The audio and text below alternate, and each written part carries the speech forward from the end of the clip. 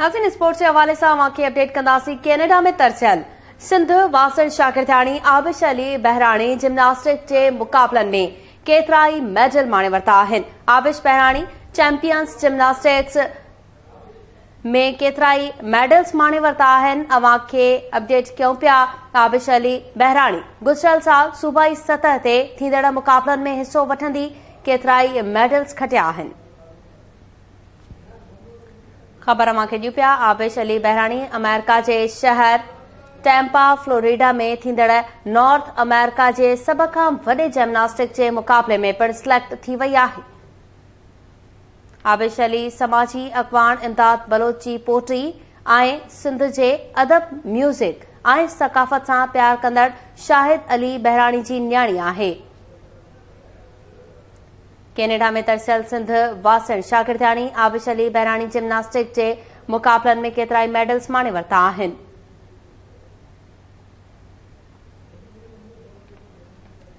आबिश अली बहराणी गुज़िरियल साल सूबाई सतह ते थींदड़ मुकाबलन में हिस्सो वठंदे केतराई मेडल खटिया।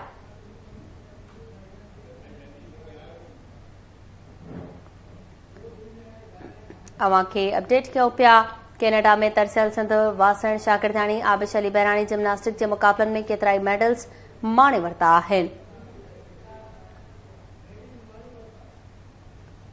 आबिश बहराणी चैंपियंस जिम्नास्टिक क्लब के तरफा सूबाई टीम में पिण शामिल थी वई आहे। आबिश अली बहराणी गुज़िरियल साल सूबाई सतह ते थींदड़ मुकाबलन में भी हिस्सो वठंदे केतराई मेडल्स खटिया आहिनि। तफ़सील मालूम कंदासीं। लाइन ते मौजूद आहे केटी न्यूज़ जो स्पोर्ट्स एंकर मुजाहिद सोलंकी। जी मुजाहिद।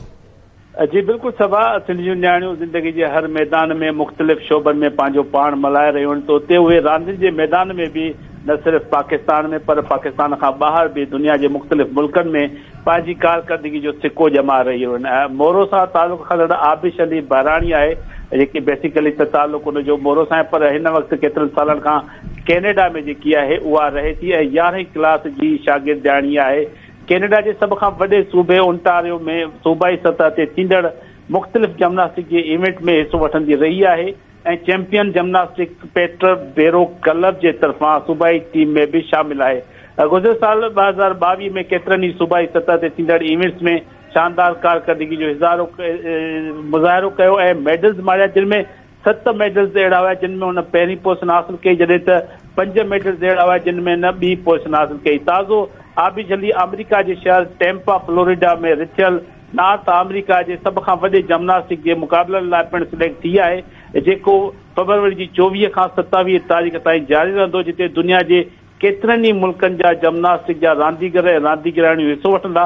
वाज़िह त आबिश अली जग मशहूर समाजी अगवान इमदाद बलोच जी पोटी ऐं सिंध जे अदब म्यूज़िक ऐं सकाफ़त सां प्यार कंदड़ शाहिद अली बहराणी जी न्याणी आहे।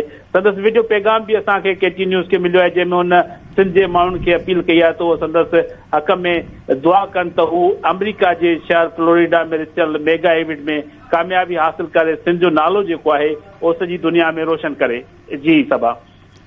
मुजाहिद इहो ॿुधाइजो त अमेरिका में मुकाबला कॾहिं थी रहिया आहिनि?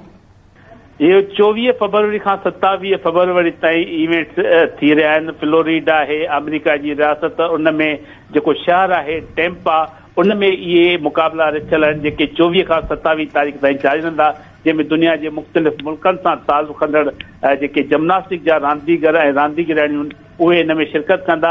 ऐं आबिश जेकी आहे उहा असल कैनेडा सां उनजो ताल्लुक़ आहे। कैनेडा जे ओंटारियो सूबे में उन मुजाहिद सोलंकी अपडेट करण लाइ तव्हांजी महिरबानी।